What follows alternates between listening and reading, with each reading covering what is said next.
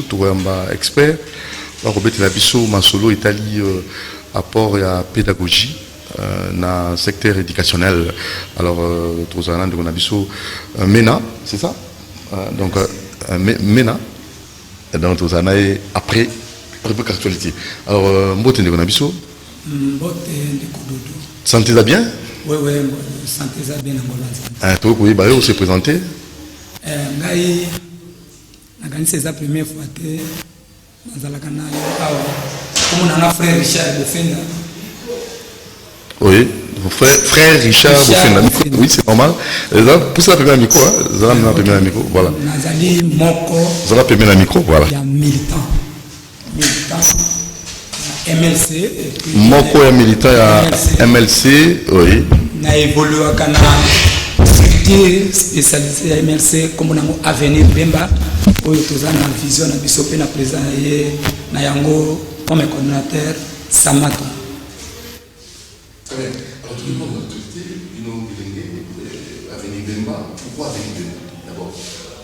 Bon, Avenir Bemba ezali donc esprit moko et côté la kibiso ba bembiste ya MLC, jeunesse, tant que le président Zalaki na prison, et puis tu penses qu'il bien que Bemba, il y a l'élo, donc il y a lobby, puis il y a Zalaki. Donc tu analyses qui Bemba par rapport à le passé, na yango ndenga bandaki mouvement de libération du Congo comme parti politico-militaire, ne tu penses qu'il total qui na kati ya ba idéologie na ye. Parce que tous alliés en fait tous autant à mouquer et puis tous autant la moto ou bien parti politique à travers bah idée n'a objectif de ton monaki objectif et à mon amboka Jean-Pierre Bemba pena idéologie na yango et qu'on fait kakibiso de to bimisa ki philosophie wana donc comme le passé Bemba et puis avenir Bemba par rapport à idéologie Union sacrée MLC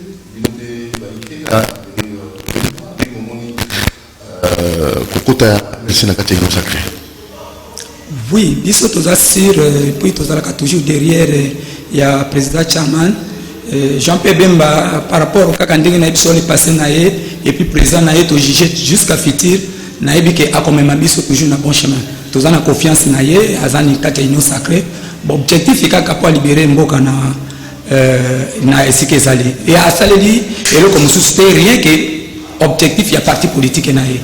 Donc tout simplement et pour bien à l'élection 2006 Bemba parti politique na etango et qui na deuxième tour à l'élection to kuma qui na ba plateforme na biso to kuma qui union pour la nation donc tous a toujours na esprit à unité donc Bemba zo a beta CT puis a pesa biso idée il y a kolinga d'abord mboka soko lini mboka ben terrain na yo en fait au chango pembeni et Jean-Pierre Bemba vraiment na senga ka toujours na jeunesse to kota na esprit pour moto malamu ya kakoyeba na sima et puis à quoi sert que boya koyeba malamu ya moto azali susu na bomoité donc tous en un objectif ya parti politique Bemba salaki parti politique et comme qui parti politique en 2005 je pense abandaki na mouvement politico-militaire pour comme un parti politique a un objectif féminin objectif ya liboso Bemba se sacrifié qui 35 ans na ezali un pour la balkanisation et tolelaka wati lelo donc ezalaki eloko moko ti lelo majeur na kati ya RDC difficulté wana tozaka nango ba milembo oyo moni tout ezaka ba effet wana objectif ya mibale Chanman totangi na kati ya ba idée na ye comme statut na ye on a bengaka toujours ba étudiant ba jeune bo meka kotanga yango atali na RDC non tribalisme ezali au sommet ya tout et ce n'est pas normal nde alitaki pona tokoma lelo na démocratie. Troisième objectif Jean-Pierre Bemba a se sacrifié 35 ans pour la jeunesse naie a tika kinyoso mutakokai kotika Bemba a boaki corruption 97 98 au penser corruption tilelo corruption ezali et comme cancer et na ndimi même na discours au chef de l'état na sekaki makasi pe na biwo président je pense c'est atanga ka statut MLC parce que a bengi pe cancer na ni corruption cancer ya RDC. Donc à répéter même le discours à chef le président Jean-Pierre Bemba s'intéresse à toute une question au biso to kanisa ki Kabila nzoka cancer ya Congo et de corruption. Et ça parmi l'objectif MLC à se sacrifier qui. il y a mi neipe asuka président a zone matélé sur pouvoir non pouvoir et à force il faut pouvoir démocratique alors na pouvoir démocratique ndé loko penda na zana souci lelo na kanisi to zalaki na yo pendant confinement je souligne qu'il faut que les Congolais ba vanda ils allaient esprit moko ekota ki biso à travers idéologie ya mwana mboka Jean-Pierre il faut to vanda au cours d'une table et puis dialogue ndenge na lobaki en fait nazaki ouvert awa il faut ba tous que na dialogue salemité mais il s'est pris ce qui chef de l'état a kende na idée ya consultation et puis consultation a comme na union sacrée na kopesa objectif MLC zali pouvoir démocratique on a quatrième objectif au chairman a salaki comme parti politico dans les groupements mouvement politico militaire objectif ya mi ya souk ezali pouvoir et les cas démocratiquement donc pouvoir et ça mana peuple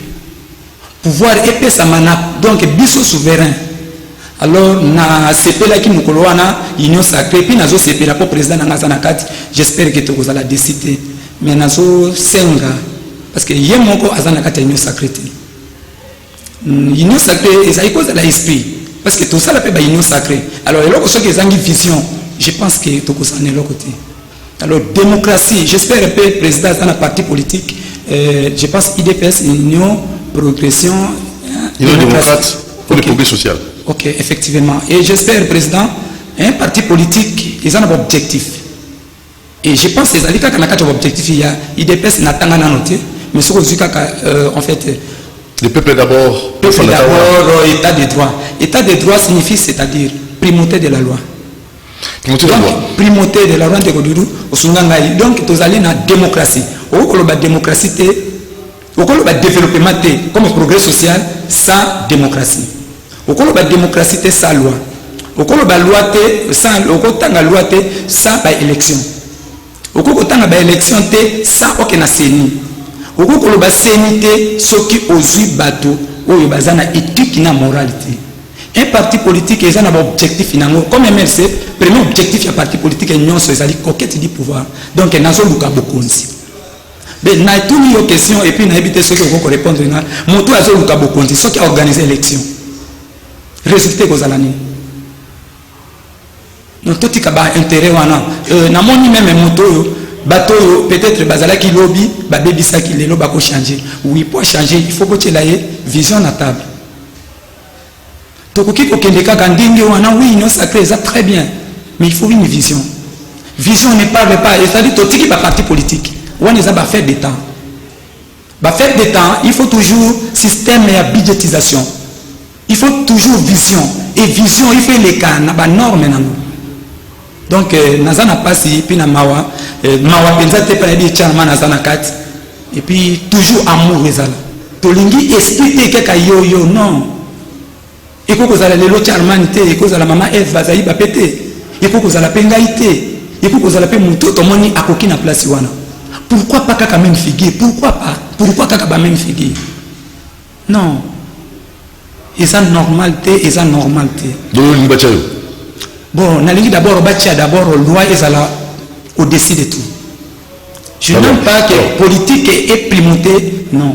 Alors très rapidement, pour trouver qu'il y a l'actualité, élection de Ghana, assemblée, en fait, président et assemblée nationale, candidat Bazali, comment est-ce que vous trouvez bureau définitif où il faut mettre en place comment on a élection pour les lots déjà le 3 pour connaître bureau définitif. Bon oui ndeko dudu na yebisio naza na posa na yango parce que naza kana posa ya changement ya Congo. En fait non na lingi mingi au sepenya makambo komi kokena union pour na koluka papa ceci là Congo qui est liboso osaka ko se plaindre. Parce que l'homme qui se plaît à tout moment, donc toujours des lamentations. Non, pas lamentation, mais tolingi na Congo tolinga kako changer système. Congo tolinga ko changer système parce que l'homme congolais azana amour. Parlons des élections. Oui, la élection et assemblée. Nous sommes contents nango, mais là on a zone télé congolais to voter na ba critères. Candidat za moko.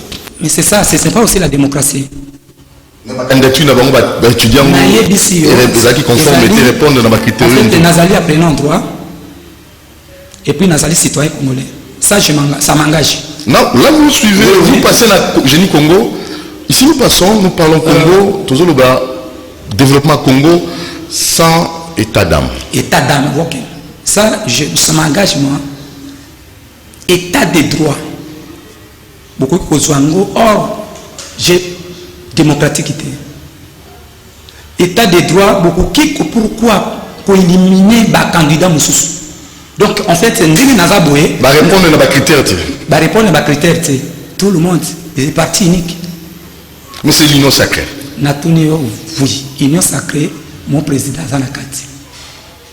Tu peux critiquer un côté, tu peux critiquer un côté. Tu peux faire un côté, mais tu peux critiquer autant que science. Et union sacrée, pour la démocratie, il faut régner.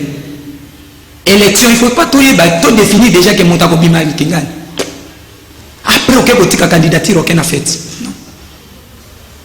Non.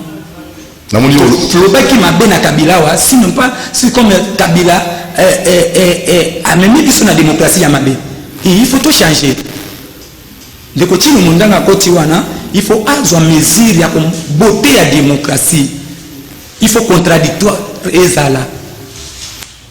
Voilà, il y avait des candidats pour répondre à critères et on ne peut pas s'en faire. Hein. On a évité. Bon, on fait sans parti pris, mais il y avait des critères. Si vous ne répondez pas aux critères, il y a délégué la partie, il y a un candidat indépendant. Est-ce qu'il y a une démocratie, ceux qui sont dans la loi, ils ont conformité. Ceux qui sont dans la loi, ceux qui sont dans la loi, pourquoi mon unique candidat? C'est ça ce que je regrette. En tout cas, bandeko bazale kilobi ba paye comme Paul, ba bongoli mitema, ba voter na mes conscience. Bongo kaka ba candidat ngonyos. Aïe atikali, je pense que c'est moi non.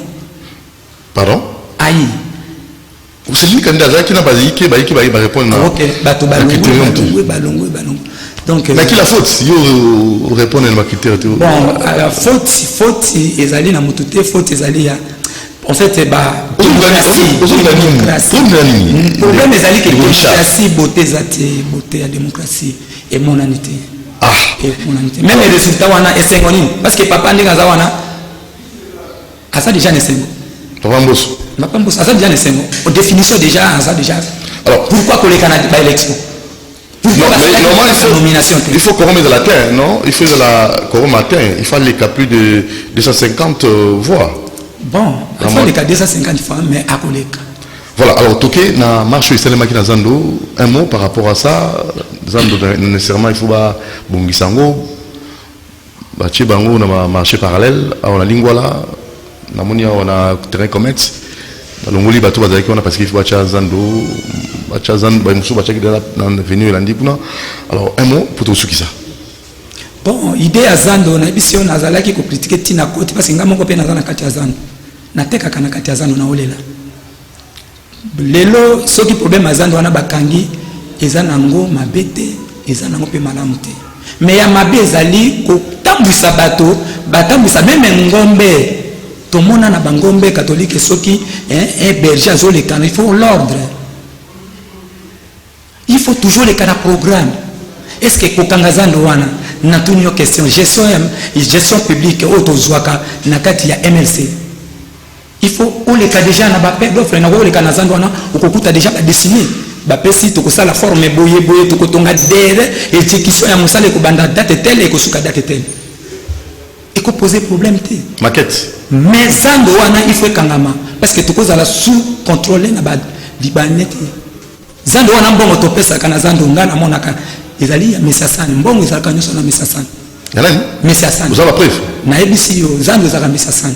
Eza ba preuve ou pas aux ali journaliste kende. Ngana Zando batike nyoso eza ba travailler bazali sous contrôle na misasani. Est-ce kimbuta soko bengi ali mbongo Zando te? Et pourquoi qu'on pèse un étranger avantage au biso to futa katike au peut awa biloko na se ezana prix au matisi biloko ezana prix titi batomso ba futa 1500 2000.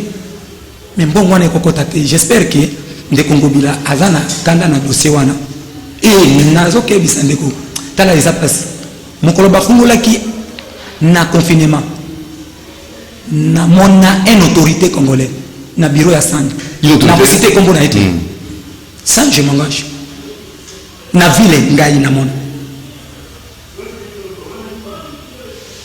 ndio mona ki bakoti na Zando babuki ndi mokolo na comprendre qu'est-ce qui se passe nazaki opesa na kanisi ba émission eleki nazaki kopesa mise de Congo bila non bato baza na confinement okokanga Zando te ele isaka biso mais nazana biloko na ndako mais je m'assume ekangama oui. Merci monsieur Richard, numéro de téléphone pour la restriction.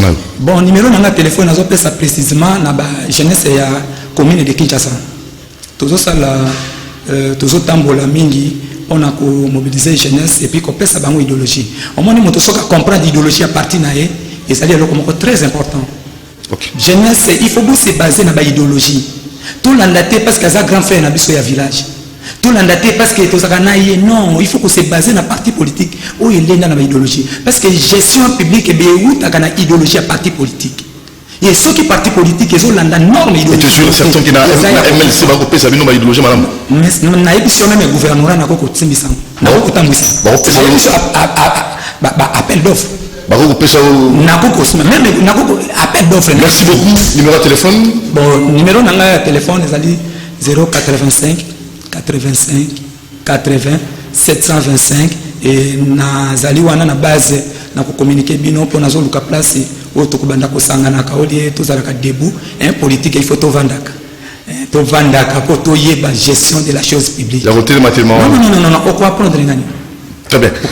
Merci, place à notre sujet du jour. Merci Richard. Merci Ndekonanga Dodo.